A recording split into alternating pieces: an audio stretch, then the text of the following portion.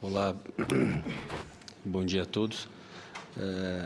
Eu acho que não tem como acrescentar mais muita informação. É importante que esses dados que foram ditos fiquem anotados por vocês.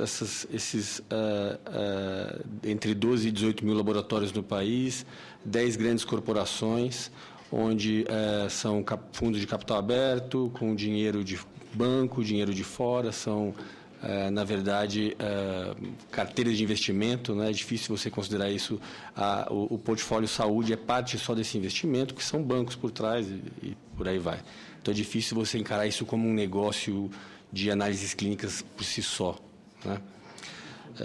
Lembrar que o Dr. Irineu falou, e já foi repetido diversas vezes, a questão das decisões médicas se apoiarem nos 70% delas nos resultados dos laboratórios. Esse é um dado fundamental, lembrando que desses 12 a 18 mil laboratórios, apenas 2% deles apenas tem algum tipo de certificação ou acreditação de qualidade. Isso é irrisório, né?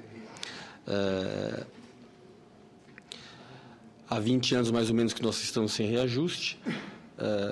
Os custos têm aumentado. Eu falo como, além de diretor da Sociedade Brasileira de Patologia Clínica, como médico patologista clínico e sócio de um laboratório da iniciativa privada. Então, eu sinto e eu sei na pele e na ponta do lápis qual é a dificuldade hoje de se fechar a conta.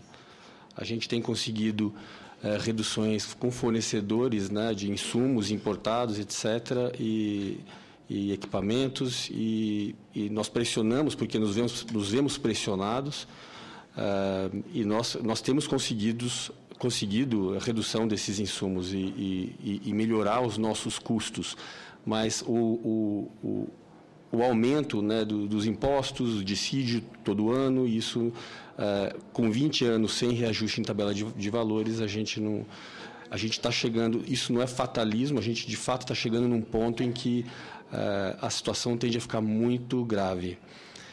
Respondendo à pergunta do senhor, muitos laboratórios ainda insistem em trabalhar para o SUS porque eles chegam num ponto em que eles não têm condições de fechar, né?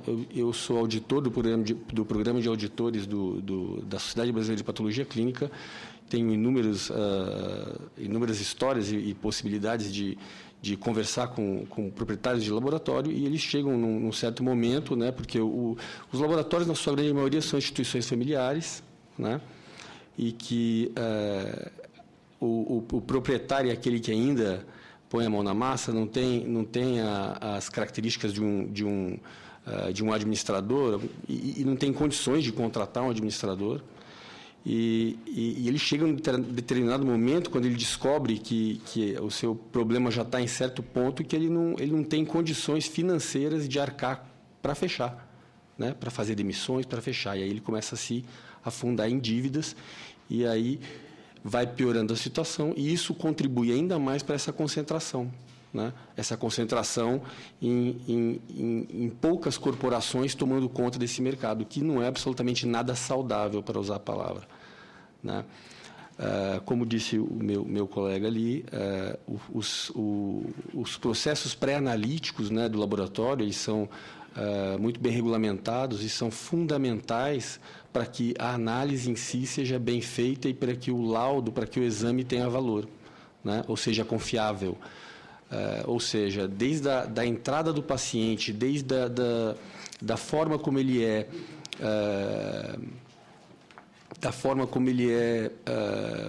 como se diz, orientado, né, para que faça os exames, ou seja, se vai fazer jejum, se pode andar de bicicleta, ter uma infinidade de interferentes, né, os processos analíticos são muito sensíveis. E essa fase pré-analítica, desde a entrada, desde a orientação dele até a coleta do exame, passando pela atendente, passando pela forma como é colhido, material de coleta, etc., tudo isso pode interferir no valor do resultado.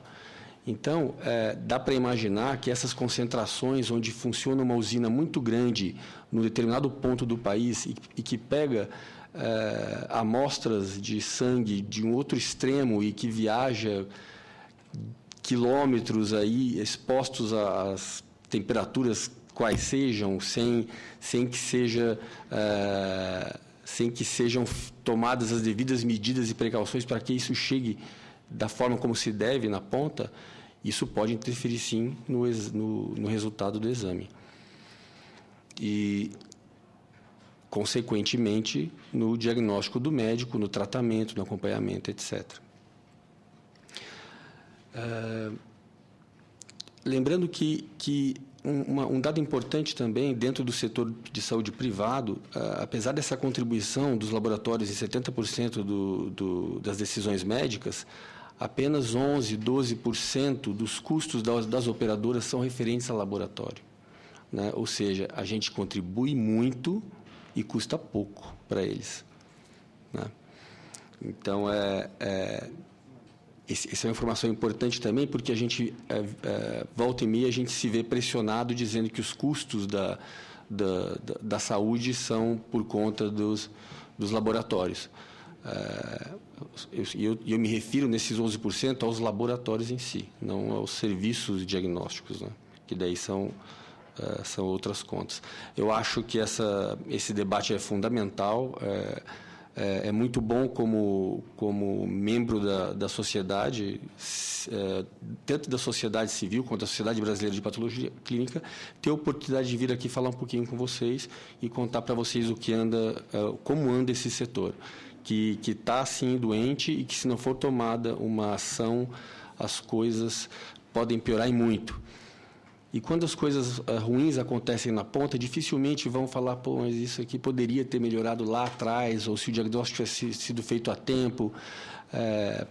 Poderia se economizar muito se tivéssemos tido os reajustes devidos e a possibilidade de investir nos laboratórios de análises clínicas do país.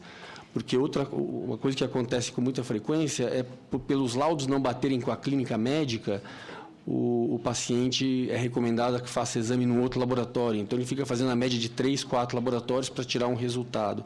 Isso encarece a saúde, né? Isso não se vê na ponta também.